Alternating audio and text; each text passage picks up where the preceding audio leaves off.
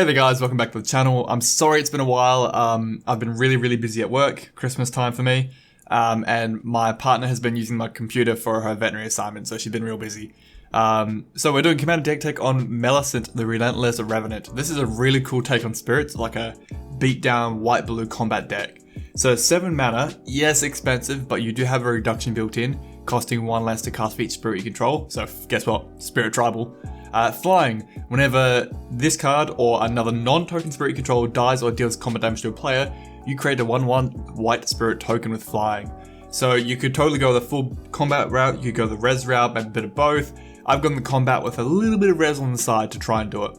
So some other kind of sub-commanders in the deck that really do help its plan is Donald. He's 4 mana 3/3, he's a human, but whenever you cast a non-legendary creature spell that has flying, which is going to be a good chunk of this deck, you may copy it, except it's a 1/1 spirit in addition to its other types. This is really good for like Lord effects, maybe removal on a stick, things like that, or counter spells on a stick. It's really good with this card, but you're limited to once a turn. Who splits the heavens? Every time you play a spirit spell, which is majority of your deck, you create a 3/3 white token with flying, which is also spirit. That is going to be a real big beatdown. Yes, 7 mana is expensive to get out with no reduction, but if it gets out and it sticks for a turn or two, that might be it. The Gale Force is really fun. It can give a global effect to all your flying creatures when they're attacking, maybe enough just to push through the win, but whenever you attack with 3 more creatures you control flying, which again is most of your deck, you pretty much exchange permanents with everyone to the right. You pick what gets moved around, and a 1v1 player you might as well just give him some little pleb 1/1 spirit token, and you take a planeswalker or something. It's really cool effect. Kira, the Great Glass Spinner, just gives all your creatures a bubble, makes it harder to target them. And that's what I like about spirits. They have flying, so already got evasion, and a lot of spirits have some form of evasion, hexproof, like counterspell protection. They've got lots of things going on them. I really like it. So onto all the spirits. I've tried to group them up by what they do. So first up, like the Lord style. So you got the Supreme Phantom, 2 mana 1/3, good body, gives all your other spirits 1/1. You got the Captain here, who's 3 mana for a 2/2. But he gives all your spirits hexproof and 1/1. I really do like that hexproof, that's good. The Geist gives all your spirits 1/1, and it makes it a little bit cheaper to cast things from the graveyard, which isn't that important here in the deck. It's mainly here for the Lord effect. And Mimic, which you're going to name spirit to get again, but all your spirits enter with a permanent counter on them. I like that because when the Mimic dies, the counters persist.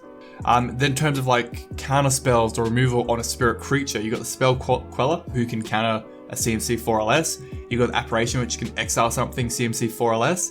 You got the Mausoleum Wanderer, who can counter an instant sorcery by sacking himself based on his power, which I thought a Lord effects is pretty good. And then you got the Hermit, who is a human, but he can sack himself to counter a non-creature spell. But when you disturb him from the graveyard, he is a spirit that protects all your non-creature spells that can't be countered. Just more bubbles of protection. Then you got the Mariner here, which just gives all your permanents a blanket, cost 1 more to target it, which is kind of like the Great Glass Spinner. I love the little Herald here. When he enters or another spirit enters, you get to tap down target creature opponent controls. With your commander's effective combat damage, generating more tokens, this is a good way to open up that combat route and just start hitting them, make a little army of dudes. And same idea with Shackle Geist. You can tap 2 untapped spirits to tap down target creature opponent doesn't control. Again, you open up the way for an attack to make more tokens, or you can prevent an attack on your turn if they're trying to send some big scary threats at you. Then you got the Reaver. He is just a big old beat stick. He's 7 mana, he's a 3/5 with flying, double strike and lifelink, and when you gain life you draw a card. With all your Lord effects, he gets up there and he hits like a bus. He does hit twice technically with double strike, so you do gain life in 2 instances and then you draw 2 cards. But the amount of lifelink he could get you, it might be enough to kind of spread out you and your opponent's life totals that you don't have to block sometimes, you can just tank it. Now, the Kamigawa spirits don't really come with flying, but they've got some really good like enchantment or like preventative effects in them. So Ancient Law can sack himself to destroy target enchantment. Nico can destroy target enchantment on entry, but it can also bounce itself back to your hand every time you play a spirit. And the Kami the False Hope can just fog the board. And these are all residual spirits in this deck quite easily. That's really good effects to get. Soul Herder, every time you basically flicker a creature, he's going to get a counter on him. But you can use him at worst to reset blockers by flickering a creature into the battlefield untapped, or at best to get things like Nico back into play and destroy multiple enchantments. Really cool effect on a cheap little dude. Then you got the more protective spirits here. You got like Selfless Spirit, who can sack himself to give all your board indestructible. You got Guardian of the Faith, which when it enters can phase out any other number of target creatures you control, which why not? You know, it's a good thing. Rattle Chain gives all your spirits flash, so you can flash him in after a board wipe or after a removal, things like that. And then you got the Cleric, who can sacrifice himself to remove your opponent's graveyard. And all these spirits can be resurrected with things like Sun Titan, or there's a few actual spirit res spells now too. Getting to the end here for the spirits, Clarion Spirit is nothing too scary, but every time you play your second spell of a turn, you create a 1/1 spirit token with flying. Just a nice little side hustle token generation. The Hallowed Spirit Keeper, when he dies, you get a ton of spirits based on his, based on how many creatures in your graveyard. Good to mid to late game, and this is a really heavy creature deck, so it probably will hit a few things. And then we've got the new Dawnheart Martyr. This is cool. So it's a 3-mana XX spirit. It's got flying, lifelink, and pro vampire, which I don't think will come in too much. But its power and toughness are equal to the number of spirits and enchantments you control. So you can get a ton of life off this big beat stick.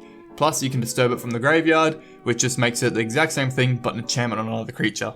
And near the end, we've got Mirror Hole Mimic. So it's just a cloning spirit, except whatever it clones is still a spirit, which we do care about, of course. Really cool effect. And it too can be disturbed from the graveyard, which if you do, it's now an enchantment, but that enchantment keeps creating multiple copies of the thing it's enchanted to, which on something like Sun Titan or some of your Lord effects can be really fun. And then Spectral Arcanist. When he enters battlefield, you may cast an instant sorcery equal to or less than the number of spirits you control from anyone's graveyard. Really good with Shacklegeist, where I think Shacklegeist, we can give him flash. So you can flash in, counterspell, things like that. Really cool.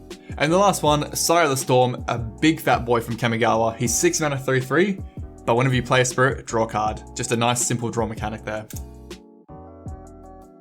Now, as you probably noticed, pretty much all spirits are flying except the Kamigawa ones, so we have a bit of a flying sub-theme too, which we can work on. So you got Watcher and the Warden here, which both make your flying spells cheaper to cast, which is your commanded too, by the way. You've also got the Sky Bonder here, which makes it harder for your opponents to target your creature with flying, just increasing that little bubble of protection on your dudes. And you got things like Gravitational Shift, where all your flyers get 2/0 and any non-flyers get -2/0. Really cool effect. I think more people should play with it. And Favorable Winds, which just, you know, simple 1/1 effect on all spirits really. So onto supporting themes. The gods work well in this deck, especially Thassa. It's a good beat stick, of course, it's a cheap god. The scrying's really nice to get, but mainly for the unblockable part. Giving a creature unblockable is great, because you've got your commander, which can generate you tokens through it. You've got lifelink creatures like the Drogskull Reaver, which can hit like a bus and gain you a ton of life and draw your cards. Yeah, Thassa doing the work in this deck. Then you got Ephera, who is just going to keep drawing you cards as long as you're playing creature spells, really. Just a nice simple passive 1 card per turn. Not anything drastic. Cheap, good beat stick, easy to get devotion online in a deck like this. Helm the Host is my only form of protection because normally I'd run both my booties in my decks, but this deck has a lot of res and a reduction built on the commander and a lot of bubbling. You got all these layers of like pay an extra 2 mana to target the spell. So I feel like Helm the Host will be enough, but I could be wrong, I'm going to try it. Helm the Host, remember, redundancy is a form of protection, have multiple versions you commander, make multiple tokens, have multiple Lord effects. Do what you want. Helm the Host is a nutty card. So a new card which I think could be a big gamble but could be really fun in a big group is Haunting Imitation. Basically, each player reveals the top card of the library. For each creature revealed as well, you create a token of it, except that token is the same thing, but it's a 1/1 spirit instead. You could hit like Eldrazi's, Scary Dragons, who knows what you could hit. It could be really fun and wacky. If it whiffs, it just goes back to your hand. Really cool, fun 3-mana sorcery. I think it's good. Essence Flux is kind of like protection in this deck. You can use it to flicker a creature, basically. If it's spirit, put a counter on it. Use it for protection from board wipes, removal, whatnot, stuff like that. Distant Melody and Recon Mission are really strong draw in this deck. Melody, just name spirit, draw equal number of spirits you control for 4 mana. Love it. Recon Mission, every time your creature hits a player directly, you get to draw a card. Really good with things like Thassa, God of the Sea, and your commander's theme of getting combat damage through. So onto control and removal. Before we go into it, I do want to try the Hallowed Haunting, which is the new enchantment from the current Innistrad set, where whenever you cast an enchantment spell, you create a spirit token that's power and tough to the number of spirits you control. So it just gets bigger and bigger and bigger. In saying that, we've already got a few enchantments which you've probably seen, like the gods and stuff like that. We also run enchantment removal, like the O-ring effects like that. So we have a Detention Sphere, which will remove all of one type of a creature or a non-land permanent. Really good for tokens or like rat deck, stuff like that. Grasp of Fate, which removes something from each opponent. And Imprison Moon, which you put on the commander and laugh. All enchantments which will hopefully generate more tokens for you. Ghostly Prison, another enchantment, and Windborne Muse both make a bubble on you, so it's hard for your opponents to attack you now. And then we've got direct removal, things like Path to Exile, Source to Plowshare, Heliod's Intervention. You're probably going to use it for the artifact enchantment removal. I don't see anyone using it for life gain. And good old Wrath of God is just a simple board wipe for us. In terms of counter spells, Mana Leak is just, I like it, it's cheap to get through most of the time. Render Silent, counter spell and slap him, say nothing for the rest of the turn, shut up. And Geistlight, Snare, potentially a 1 mana leak, really, if you've got a champ and a spirit, that could be cool. And Aether Shockwave, which is a really cool card with the commander because you can tap all spirits or tap all non-spirits. With your deck, that just might as well say, for 1 turn, I can get my entire army through and I'm going to hit you hard with it, which you can generate a ton of tokens or you might just KO your opponent. For Res, I've only got 4 cards here, but they do work quite well. Gift of Mortality, another enchantment which we care about, plus it's going to keep returning whatnot. So you're going to use these to resurrect any of your spirits because your commander cares about spirits dying too to generate more tokens. Suntide can pretty much res any spirit in your deck because most of them are 3 mana, a lot of them 2 mana too. And then the 2 new spells from this deck which you can buy in the precon, Sudden Salvation and Storm of the Souls. So Salvations is 4 mana, and you can res up to 3 permanents I'll put into graveyards from the battlefield this turn. You draw cards if your opponent has more than permanents than you. But the cool thing is permanents. It can be, you could, if you want to add planeswalkers into this deck and you want to tick him down, you could res them yourself. If your opponent starts to wreck enchantments, lands, whatever, it can do anything. I really like that. And Storm of the Souls is just strong.